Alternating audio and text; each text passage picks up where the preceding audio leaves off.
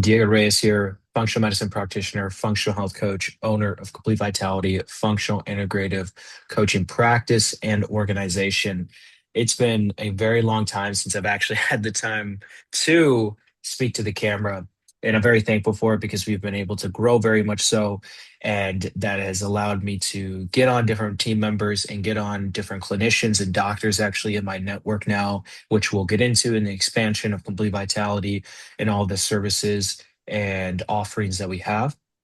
Right here today, I am doing a podcast origin story with one of my members, Natalie, and she is actually the clinical operating client officer. So she does a lot of compliance and clinical stuff with our doctors and network, as well as helping with client relations, as well as some back end business stuff, as you know, with any type of beginning growing business. But I'll have Natalie introduce herself and we can get started. Thank you so much, Diego. It is so great to be here. And yes, definitely excited to be on this journey here with you and work with our viewers to support them in becoming the best versions of themselves. Awesome. And just to elaborate real quick, I really want to make it sound way better than maybe what it is. But what are you helping me with really much so? Obviously I know what you're helping me with, but telling the audience, so people that are, looking into Complete Vitality and the services that they're offering here, um, just a little bit more about your very special role and just like in today's world too with telemedicine, telehealth. Obviously, we have our 50 state doctors across obviously all 50 states, and all of those things control substances, the peptides. Just could you elaborate a little on that? Large part of my role is staying behind the scenes. So I work a lot with compliance. We handle HIPAA compliance as we're in such a heavily regulated industry and making sure that the processes are smooth as far as workflows with our doctors, our network, our referral partners, our pharmacies. So I'm kind of the glue that holds that together, and making sure we're a well-oiled machine. Amazing. Yeah. So basically, there, so I don't get in trouble. So, all jokes aside, so Natalie has a good thing that we're going to get through today in terms of, yeah, a lot of like me and origin, how we're helping clients, because I want people to reflect back on this video and just like really get an understanding of Complete Vitality, the things that we're getting into nowadays, uh, where we've maybe came from and where we're trying to head to, or where we are going to head to. So of you go away with it, Natalie. All right, so I am extremely interested, and I know the rest of us really want to find out. Tell me about before Complete Vitality and what really brought you to this path that you're on right now. Yeah. So with when I started, I started actually very much so in what we like to call the sick care system. I started out working at a very young age, to be honest, inside a nursing home. And in this nursing home, I was actually very unfortunate, but fortunately enough, able to somehow get around some things where I was doing obviously the nursing home care of taking care of a lot of elderly, but also doing medication distribution. Obviously, it wasn't prescription or anything like that, but it was more in the asset of like, hey, they needed someone to fill a role on just helping with medications and making sure that patients had them. And really in that setting though, I really found out like what's really accruing here with modern medicine, conventional Western allopathic medicine.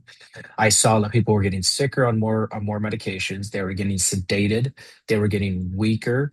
And it was just a very unfortunate setting. I mean, it's one of the, I think there's amazing value in those type of settings for individuals that need it. I'm all for it. But when it comes to like how are we taking care of people in that state, is it truly the right way, or is these things that where we're at today at that point in time, is that preventable? Is that something that could have been prevented? And there's many things to why it could not be, and many things to why it could be. But needless to say, with that aside, I think at that point in time, that's at that young age, I really saw that. But I've always been fascinated into medicine. Yes, fitness has always been huge, but I've always kind of had an eye to decipher what I wanted as a passion and what I wanted as like a work passion per se. So I've always been into medicine in terms of, let's say, a work passion and understanding the body and a lot of physiological things, a lot of like biochemistry things, not really so much on anatomy with muscle insertions and so forth, but I think more on like that, like I had said, pharmacology, physiology type of things such as that. So that then motivated me to go into the field of biomedical science as well as nursing too. So I was trying to double, and doing so, I was a CNA. That's how I got into the nursing home at that young age. And so, with that being said, I was dealing a lot with also working in a hospital setting. And doing that was same story, very much so saddening. I wasn't an ER or trauma care unit, thankfully, because I mean I wasn't able to be there. But what I was there for is a lot of just maintenance care, which was more of just keeping them as long as you probably could, in the most blunt terms, without it being actually there. Because it was like we saw this patient and they would just be there was no improvement in symptoms. Um, but with that being said, I always want to preface that it's always modern medicine has its time and place, especially for acute care. But I think the trajectory of things are where they're at and where they've been at have just been subpar. But going back to where I was at, so I was studying that, and I started to kind of realize that like the traditional route of schooling and everything wasn't really where I was going for, because I wasn't trying to be a doctor. Well, I was trying to be a doctor initially, but then I found out a lot about this, and other people and mentors in my life just showed me what that path looked like. And I was just in my head thinking, well, is that truly what I want? And so what then happened was I actually uh, finished solid 2 years in the university. And after that, I kind of went on to my own. And from there, it was pretty much I just started working at a supplement store. So what I did is I started working at a supplement store, Complete Nutrition. Some people might know what that is. And at that store, I learned a ton about natural supplements, different types of herbal therapies, obviously vitamins and minerals, but it was a lot about like Ayurvedic medicine is what maybe you could call it. So, what are supplements that were basically trying to mimic what pharmaceutical drugs are doing, but it's actually the other way around. Because we have had herbs and supplements for years, actually hundreds of years, centuries per se, and we've only had pharmaceutical drugs since like the early 1900s, really per se. And so during that, I actually also ran a gym on the personal training side. So I got very educated on that hands-on. I was a personal trainer. I got that certificate or whatever, which didn't really mean much. And so, with that being said, I started training a ton of just everyday people and learning that general population.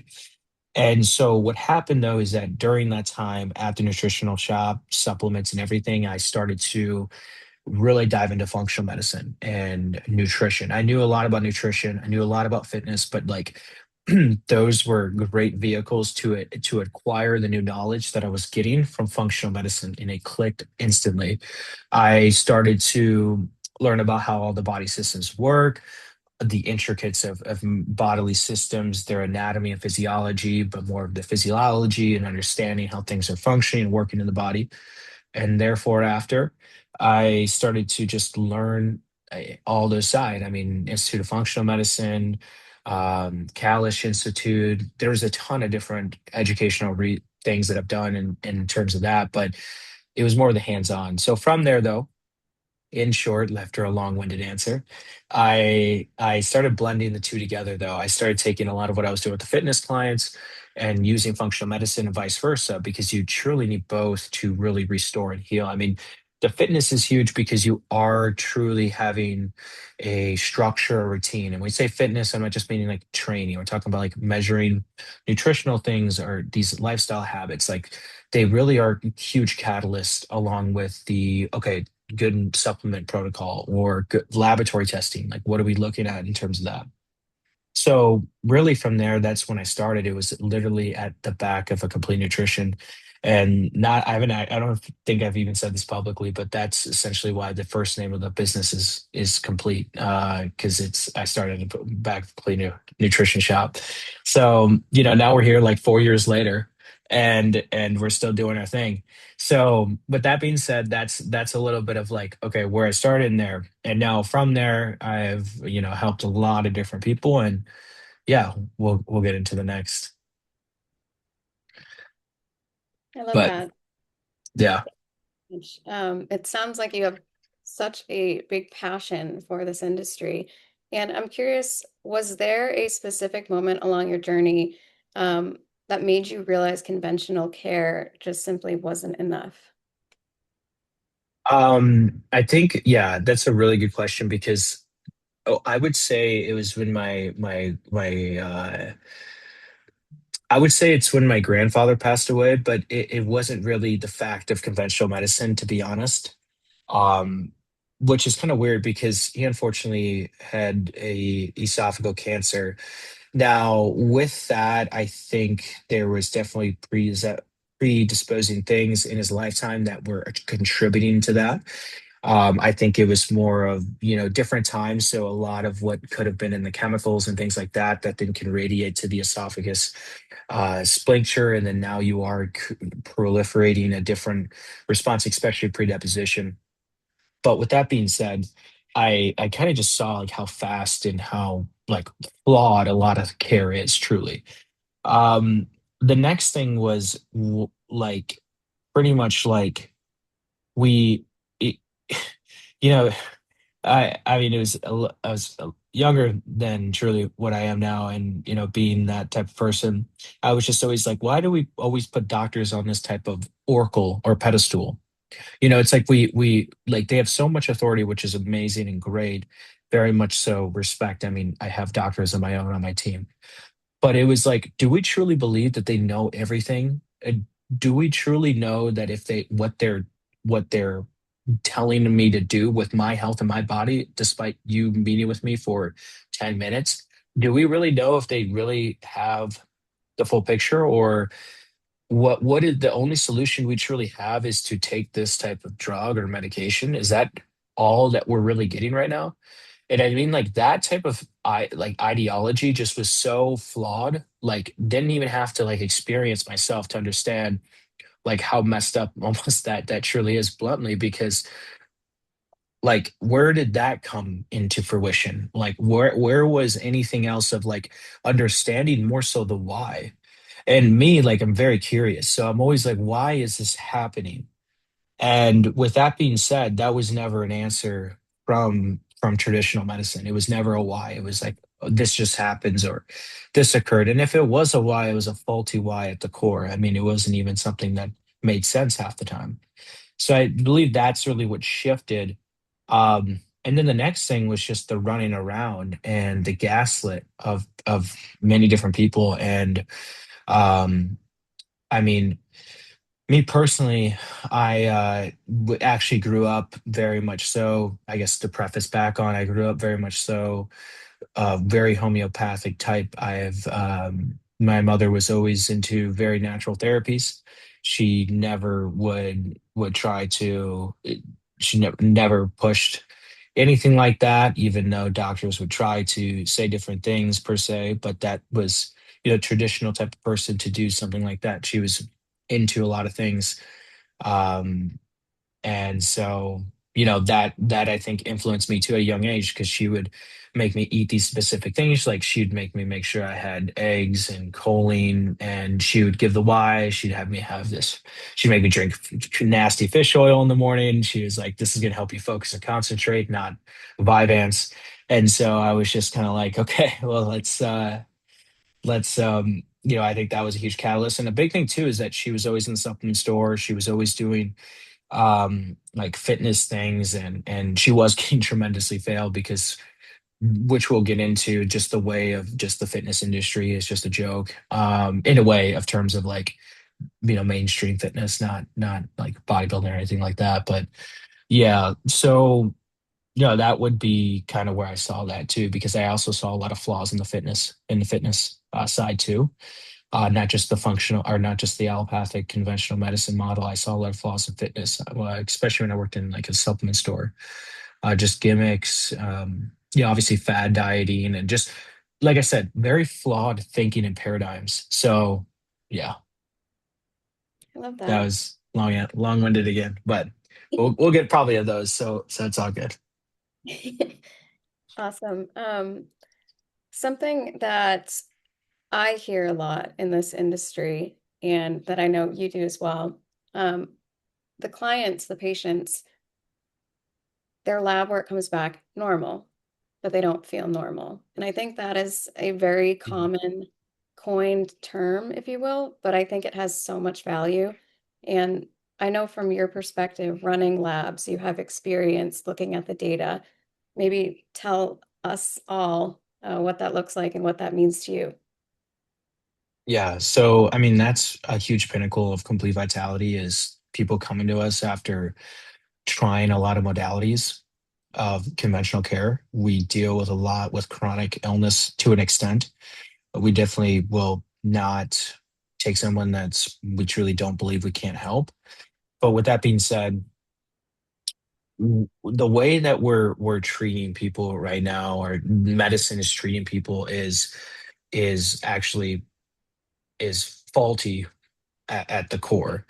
And what it means by that is that they're taking a very sick population and they're basing the values off of that sick population, and that's where these value recommendations and markers are coming from. And so what happens then is that someone goes to their primary care doctor visit, or primary care physician, and for their doctor visit, and whether it be from having a issue or chief complaint per se, or if it's just from general checkup, but they analyze labs or they get labs done and it just is far from what needs to be there. Like as just mentioned, the reference ranges are terrible. And for whatever reason, it's based off big organizations. So big organizations make these lab reference ranges, but it's kind of interesting because when you actually go to the upstream of this in terms of like, okay, these big organizations, they're funded by these different companies that also produce these different medications that also are reimbursed by these different insurances. It's almost like a big joke to an extent because now we have big organizations giving out terrible reference ranges.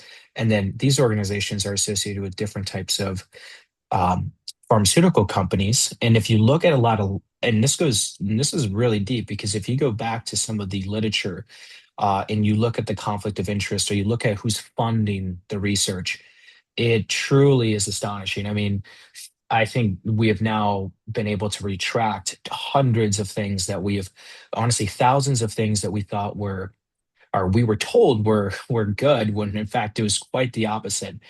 And so going back to basically your question now, like the system that we're put into is made to be failure. It's made to be failure. So what happens then is that you're sick, and what are you told at a young age? You go see a doctor, as you should. You should. And you get this basic blood work done. You get these different lab values pulled that are not the full picture. It's usually like a CBC, CMP, no hormones usually, unless, depending on where things are at, where you're at with your physician. And that's just like a green or red. It's like, are you good? Are you gonna die or not? Like, it's so it's so bizarre. It's not about, okay, is this person, it's like a one or the other. It's not like this person could be just very suboptimal right now. There's a few different imbalances and so forth. Now, with that being said, it's always interesting because like if they did find anything, the only solution that they'd give you is a pharmaceutical medication. For the most part. I mean, there's two different things that they'll go: drug, drug. I mean, that's kind of how they're prefaced in terms of the care that they're giving in conventional care. So, um, with those individuals that come with us, they fortunately have, or I should say, unfortunately, fortunately that they've been searching for things like this, but unfortunate that they have been to several specialists. They've been to several doctors, and it's because the way that the conventional medicine model sees people is in a very one-dimensional way. So what that means is that an endocrinologist is only focusing on the endocrine system. A gastroenterologist is only focusing on the gastrointestinal system. So we get this way of how the body is not intuitively working together. And so what then happens is we start to isolate things and we forget the bigger picture. Um, and so with that being said, after they see a bunch of specialists because they're thinking this one-dimensional way, they start to think they're going crazy. They start to think that like I'm like a complex case or I'm like screwed over essentially in the best words to be used or lack of words. And so at that point, then, that's when you go to Instagram and you're like, hey, this guy who's just randomly talking about this and that maybe can help me. I don't know, but I'll tell you what, I'm desperate, and we actually take very much value in that because unfortunately in the internet world and everything, that's a vulnerable space to be in, and I think many people predicate on that, and we have definitely never done that at Complete Vitality, and that's how we've been able to grow and have, I mean, amazing team members like Natalie and other people and doctors on our team because they know that's not how we do things. Very passionate about the soul and heart. So, with that being said, that's a little bit of like where we're at with that whole lab values, so forth. That's amazing. And I do think it gives a lot of value to make the patient outcomes accessible so that the patients seeking help are able to find us. That is the beauty of social media. And we definitely do appreciate all of the content you put out. Um, so I am curious, kind of going off of the testing, what that actually looks like, how working with a physician with the labs, you mentioned a few levels. Most of us don't know what any of that means. Do you want to give just a light breakdown of the different levels and hormones that you're looking for when you do somebody's lab work? Yes. Yeah, so it's really dependent on the person, but we'll essentially like to start a lot with the blood work with a comprehensive blood panel. And I say a comprehensive blood panel because most of the time, as spoken prior, when they go see their primary care physician or general practitioner, they're getting very basic labs.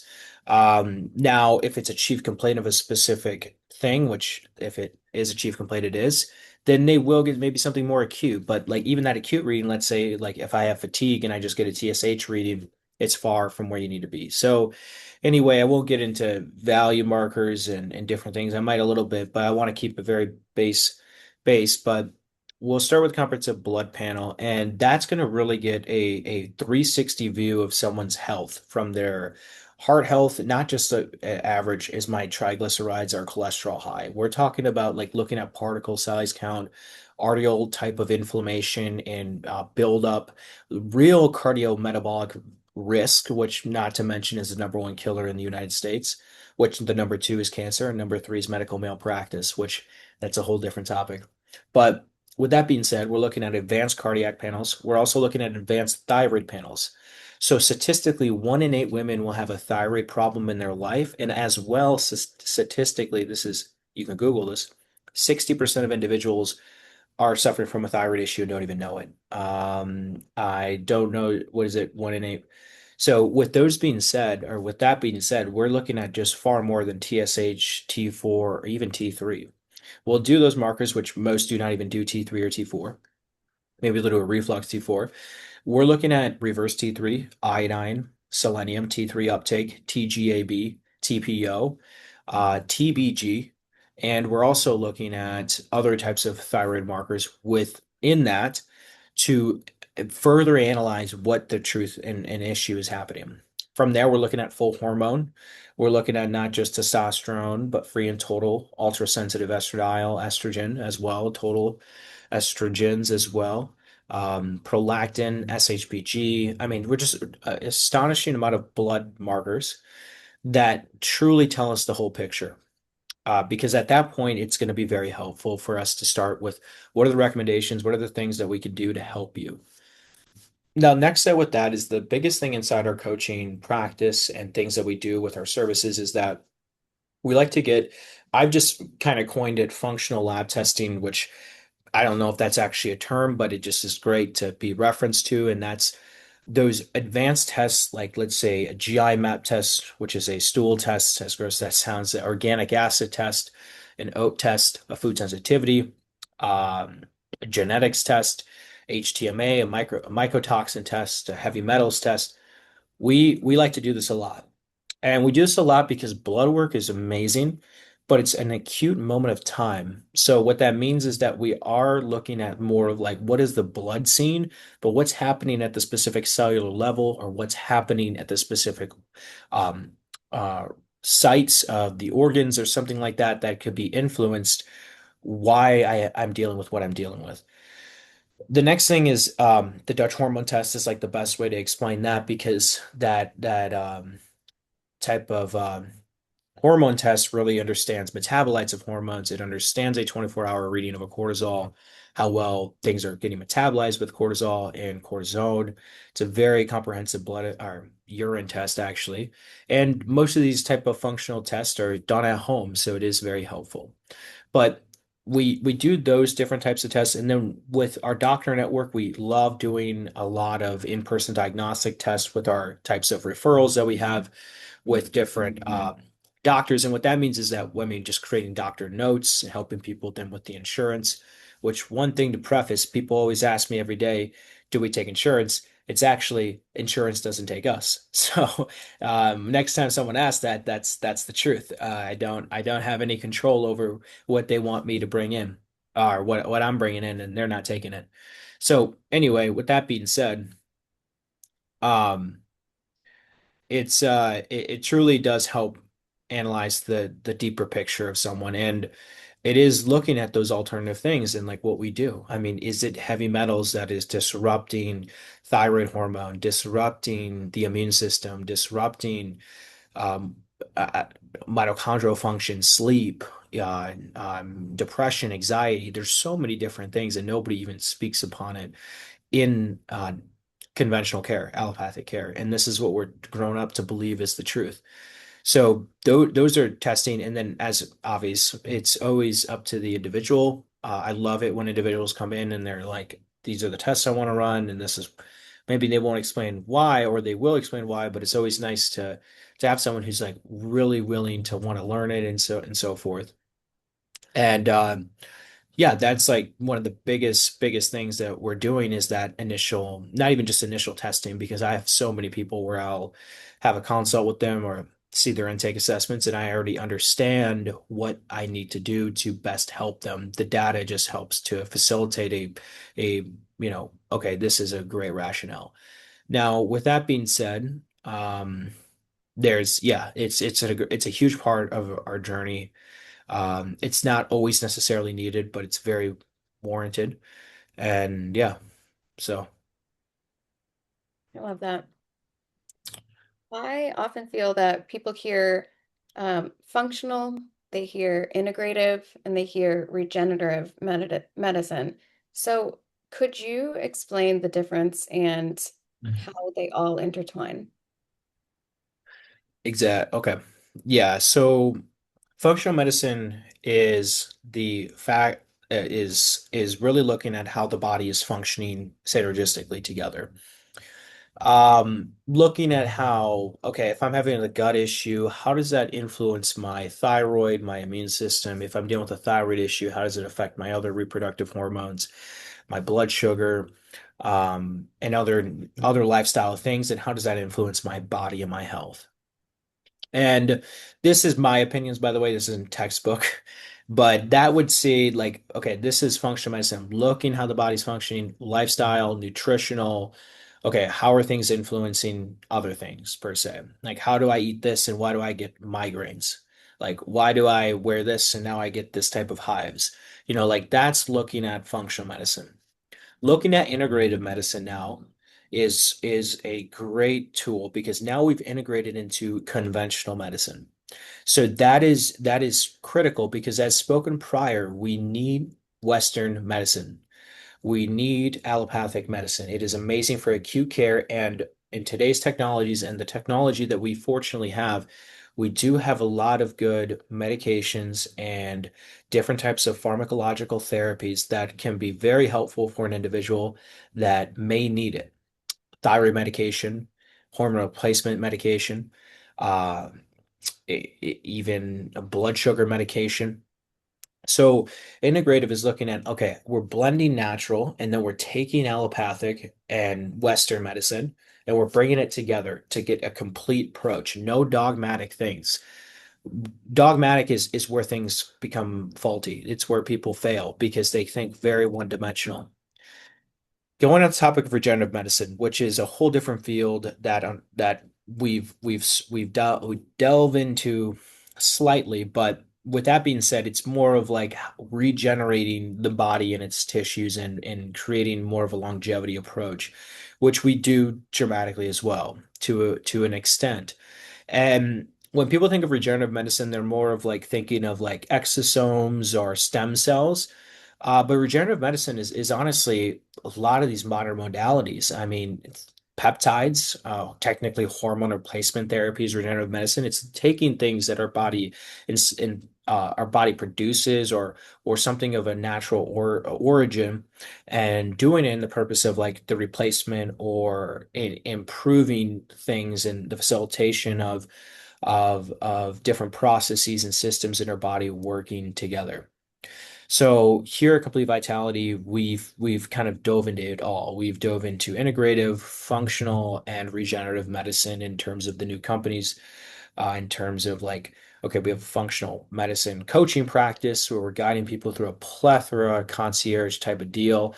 We have a telemedicine, which is straight up like, okay, acute care, um, pharmaceutical medications, and then we have a peptide business where we're distributing different types of peptide therapies and so forth. So it's really there and we're hitting those different aspects. So that's a little summary of that.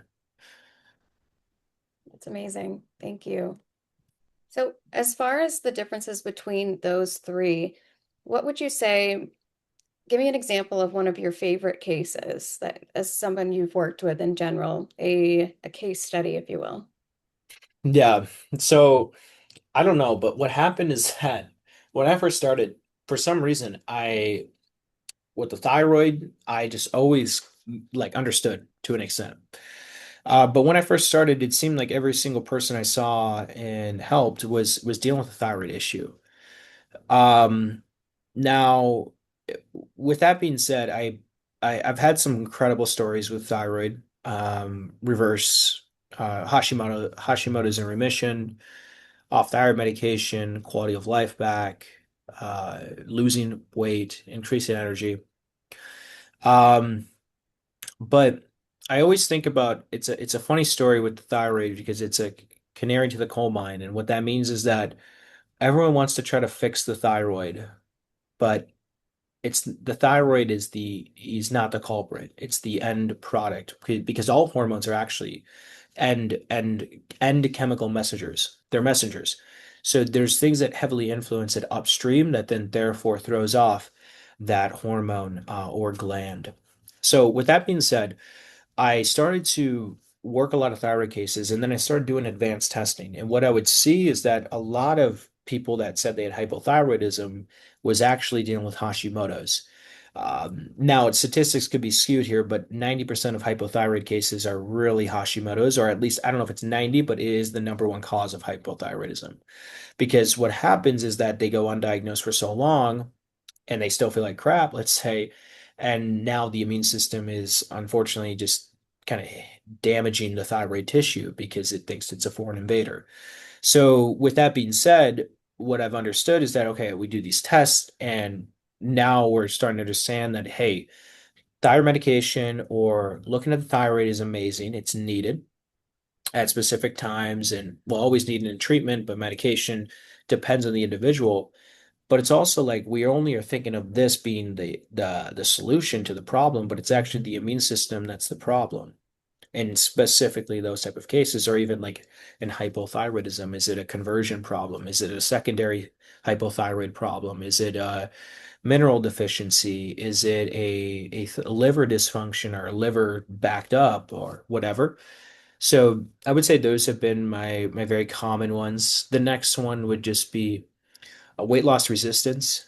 has been one of the biggest ones that I've always had, and so forth, because I think we've reached a time where that is a serious thing.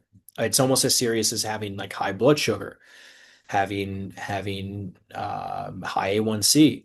If your body is resistant to losing weight, that is a sickness. And I don't think people understand that. It is either the immune system, it is either a hormonal dysfunction, and it's a problem that I don't think is actually spoken about a lot. So, with that being said, that is a big thing that I do here. I've done, and so it's a lot of work. There's a lot of things to be done. But with that being said, those are some big ones. The gut cases are huge. Do a lot of stuff with IBS, IBD, and then the intricates of that, the SIBO, the Candida. PCOS infertility has been something I've also focused and helped, thankfully, with a lot. I've been able to help people that have been through IVF, IUI, and we're talking about tens of thousands of dollars, which that's a whole corrupt industry. I could probably do something on that. But yeah, so those are kind of like where we've done. And then now with a lot of what we got now with our other services and different types of endeavors, we've done a lot with regenerative medicine and a lot of optimization. So I do have a lot of help, or have helped a lot of people with the optimization approach, improving their lab values furthermore, improving their body composition, their energy, their performance is huge. I have a lot of high performers that want to keep that level there or improve their level. So, as someone myself, where I try to do very much so at got a lot of things going on, try to perform and recover at a high capacity. There's a lot of different things that we can do nowadays to stay at that velocity. So yeah, that'd say some of the cases that I'd like the most, the thyroid and so forth, but um, really that we do a plethora of things. So if that's helpful. That's very helpful. I'm also curious too, a personal question. Maybe talk a little bit about your own regimen. Talk about, what supplements you take, maybe your favorite peptides. I'm curious. Yeah, that's yeah, so I do a lot of things for my health. I'm obviously very much of an experimental person. I like to do a lot of things to biohack my health and make it as optimal as I can be. So I think the first thing I do that it's been a really big difference is, I mean, a stupid cliche is to stick on a routine and stay very disciplined on the routine. So what that means is that if I find inputs that make me feel better or perform better or just improve everything I'm doing, then I'm going to repetitively do those inputs every day. So if that means I get up at this time every day to do it, then I'm going to do so. If that means taking this supplement and doing that, is doing that. So that's the first thing. So I like to get up. I like to get up early a lot. I like to get up anywhere around like what early is subjective. I'm like 4 a.m. is typically where I like to get up, 4:30 a.m. Like to do that, have my fasted supplements, which is usually apple cider vinegar, aloe vera juice. I'll have that. I'll have some of the other supplements, like maybe if I'm taking a thyroid supplement at a time, I'll have that. And then right now, I do testosterone therapy, so I'll do that. I'll do daily injections of that, and there's definitely merit behind that. I don't make, that's just me personally. And then from there, I'll usually have a training session if it's a training day, which I'll train right now 4 days a week. Typically, we'll have intra carbs, so then that means I'm going to have carbohydrates during my exercise regimen per se. And then after that, have my first meal and then start the day working. So really, my meals consist of very obviously whole food, nutrient dense, but very simple and simplistic, because that's works. What I found out is that I've I've found out that if I get really creative with the food because I'm not a chef myself, then it becomes too much. I start to lose some of the body composition things I want. But that's very subjective. That could be definitely something that's just me. But I do that. So then I do a lot of walking outside as much as I can, especially in the summer where I'm at here. And yeah, I do that. I do some types of cortisol supplements in the evening. I do magnesium in the evening.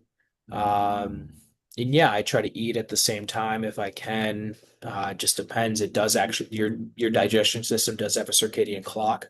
Most people don't even know that. So your body actually has a trained system where it actually starts to release insulin right before you eat at that specific time or in retrospect of that specific time.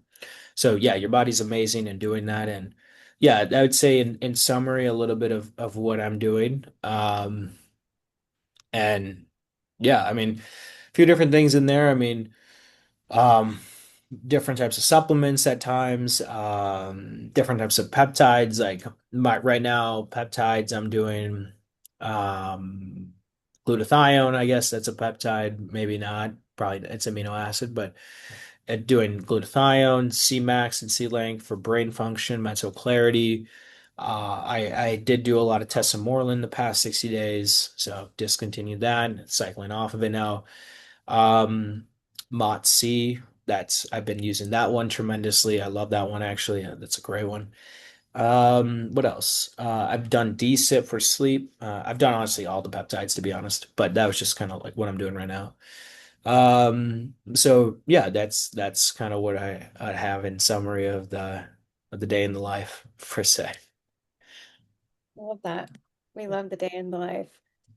So you mentioned how important all of these are interconnected. Could you talk a bit about, you mentioned the importance of gut health. Can you talk about the importance of sleep? Because such as myself, someone as a night owl who barely gets any sleep, this is what we want to find out. How can we improve our sleep? Yeah. So sleep is always interesting because there's definitely a lot of things that can influence it. I think the biggest thing in sleep is magnesium deficiency. 70% of the United States, 70% of people in the United States have magnesium deficiency. Um, and 95% of the people are dopamine driven and catecholamine driven. So what happens then is that now you don't have the right nervous system response with the circadian clock that you're supposed to have to where your body will go from sympathetic to parasympathetic. And so then what happens in the evening is you are wired, you are wired but tired. Like your brain is on and you're awake, but like your body's almost like beat. And that happens too with adrenal dysfunction and adrenal fatigue, almost to a point where you're like in the mid stages or you have inverted cortisol. Like these things are really the first culprits that I'm seeing personally that could be for majority of people. The problem, they have an inverse cortisol level. Their cortisol is high at night, low in the morning, where they need a bunch of caffeine, coffee to wake up and sleep. This is why those functional tests are so great because it does measure those things. Like the Dutch does measure how well you're metabolizing your cortisol, how well is your AM cortisol as opposed to your PM cortisol because it's supposed to be a high cortisol awakening response, and then throughout the day you have the energy, and then throughout night it goes down because when cortisol goes down, serotonin will go up, and then melatonin will produce, which is our sleep hormone. So those are going to be big culprits. Now, blue light is going to be huge because now you are disrupting how our body is producing our main sleep hormone, which is melatonin. So that's going to be a significant one that can be a reason to why, okay, I can't sleep or I'm having problems waking up during my sleep.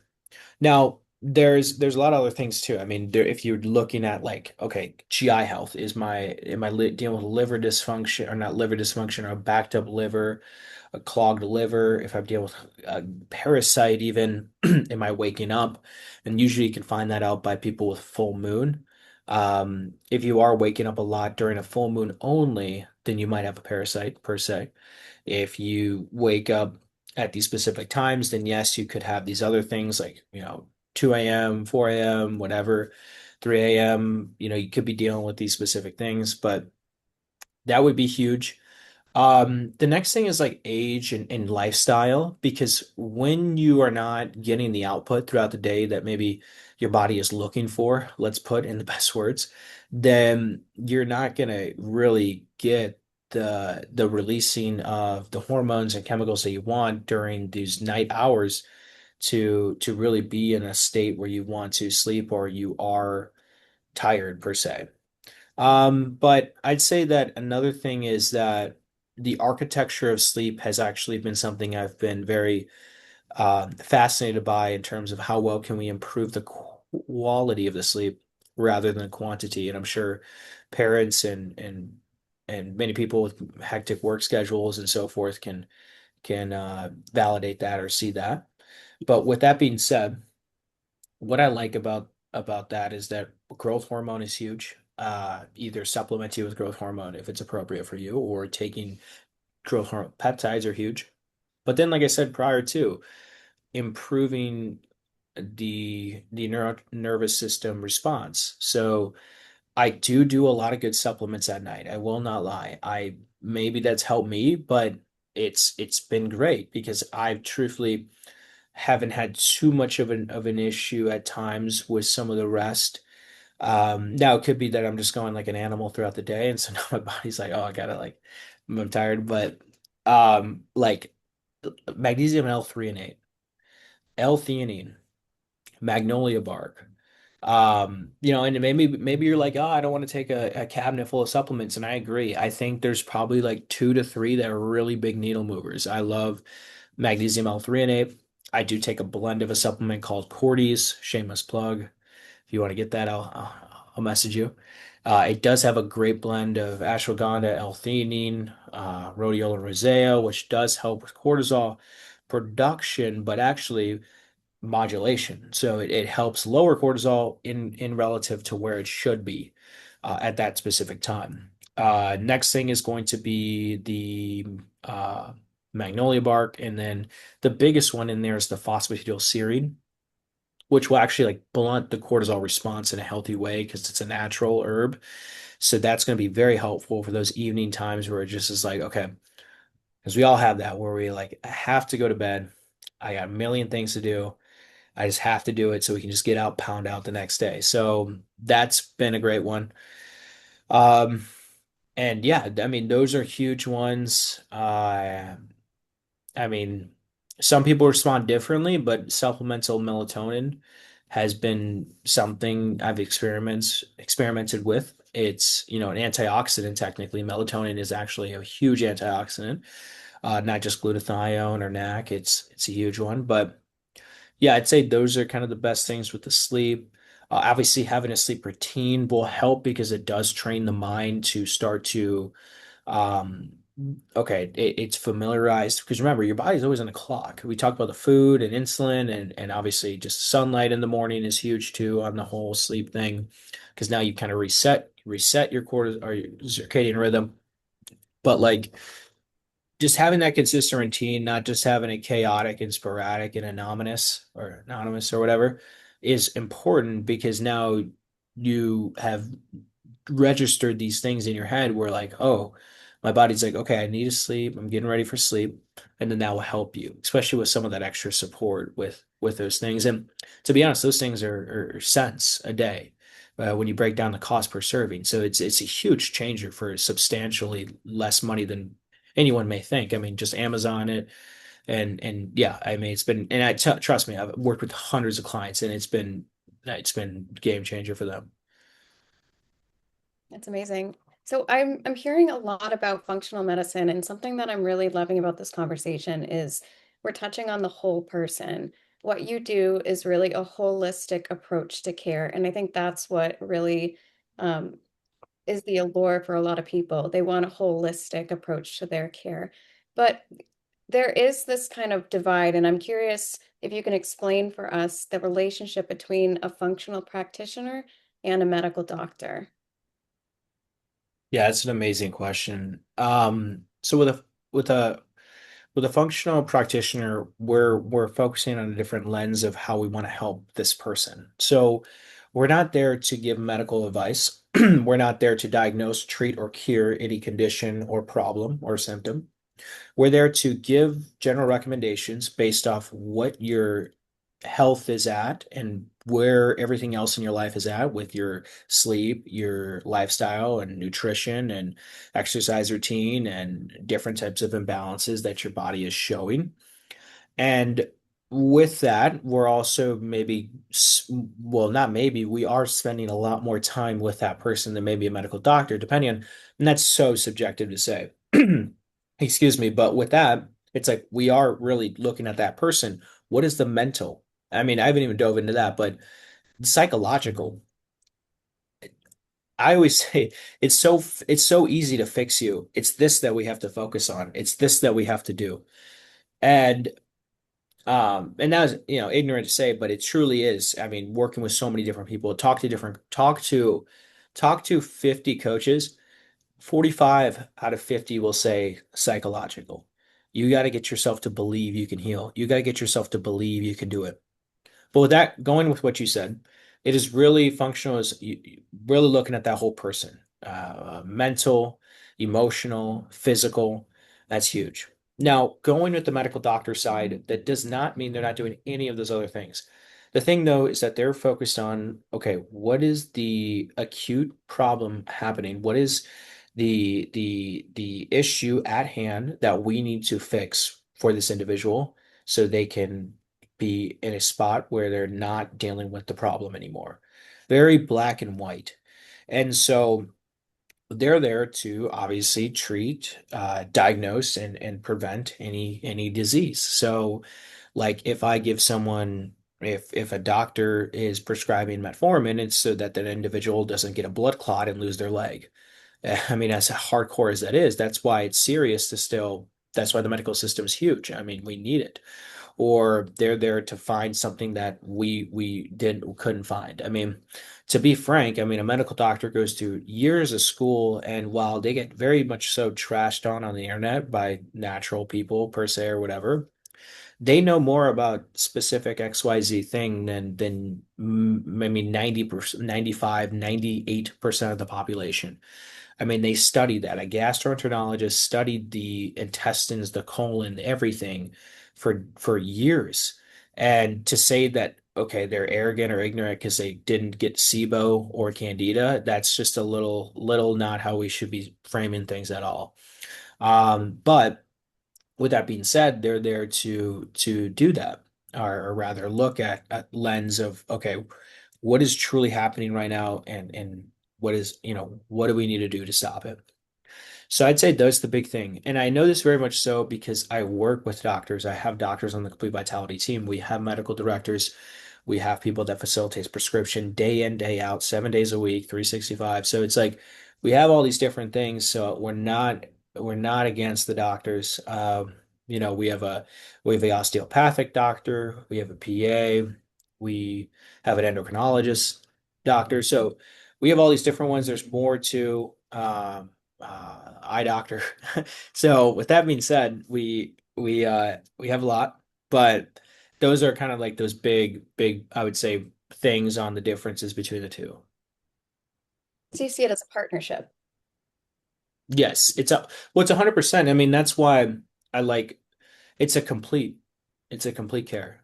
It's that integrative care, but it's a complete care because we now have people looking at it different lenses. We have people looking at it through different ways, and it's astonishing. Like I speak to my doctor, our doctor every day, and we collaborate on so much. We do so much together.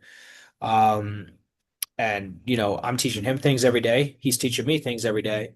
You know, I don't know if I'll get to a point where I'll learn as much as him, but I'll know what I need to know in the scope though where I am, and then he'll interject himself into where we would need that.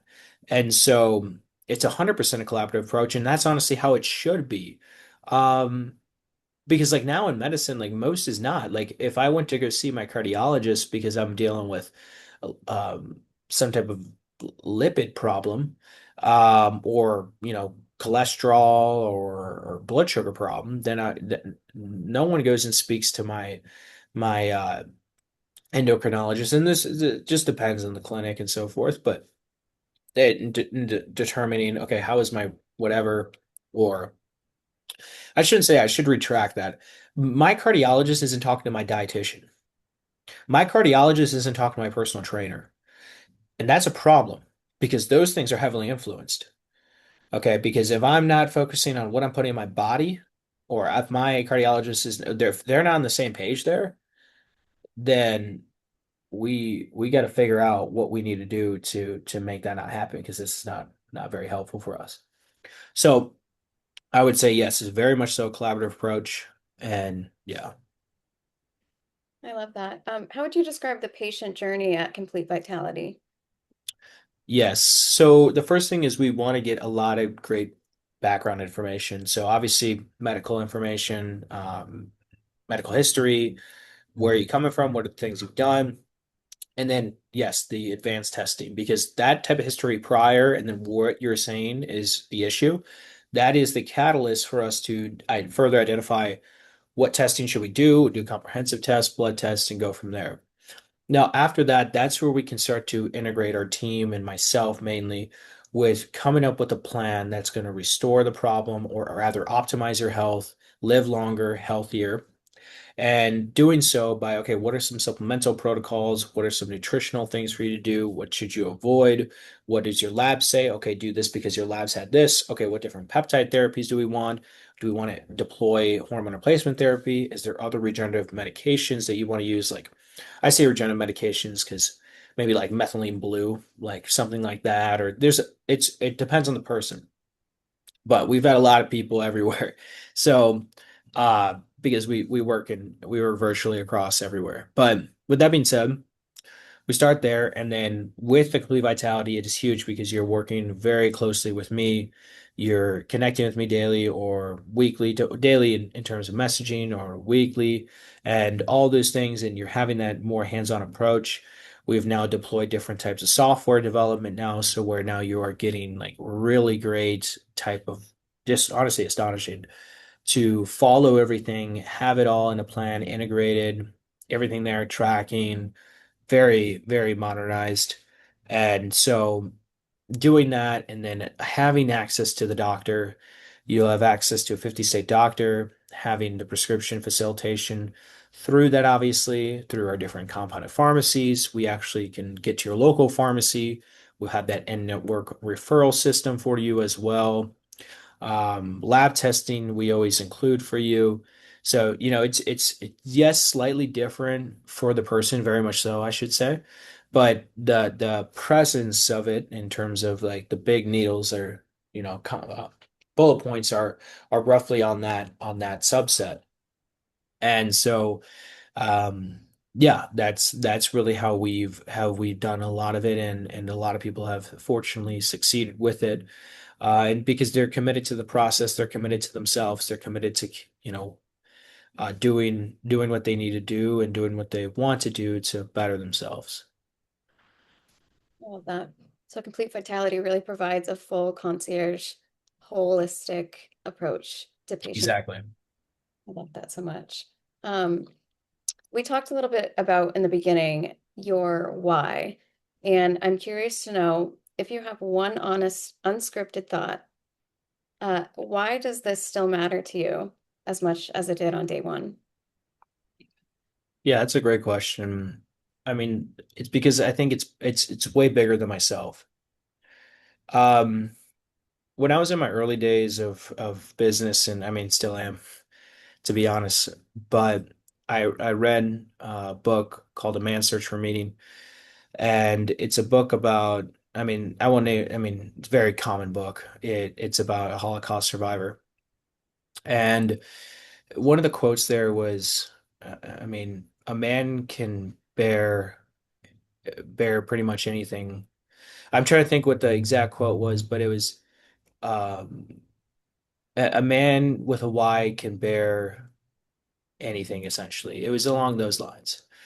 And so what I kind of realized with that is that, when I reference that right now, it's more of like it's a lot bigger than me. It's a lot more than just what I want and what I'm looking for.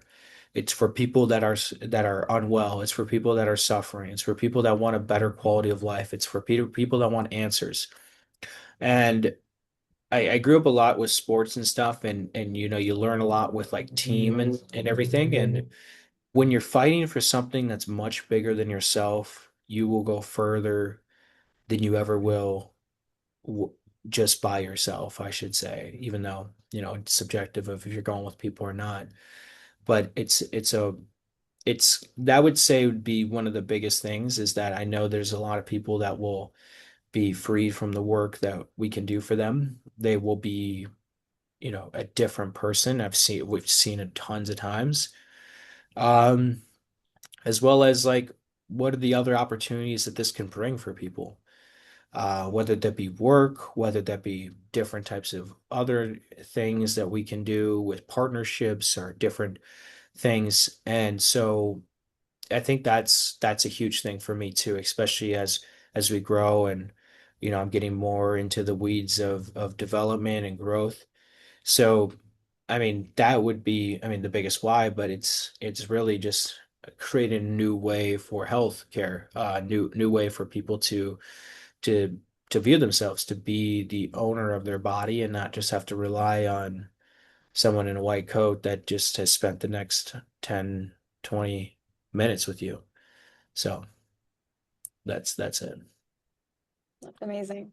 So this conversation has been so insightful, so jam-packed, and I'm curious to know, how should people contact you? What's your website? Should they Yeah. contact your Instagram? Yeah, so the best way is going to be Instagram in terms of that's where we try to have our growth go.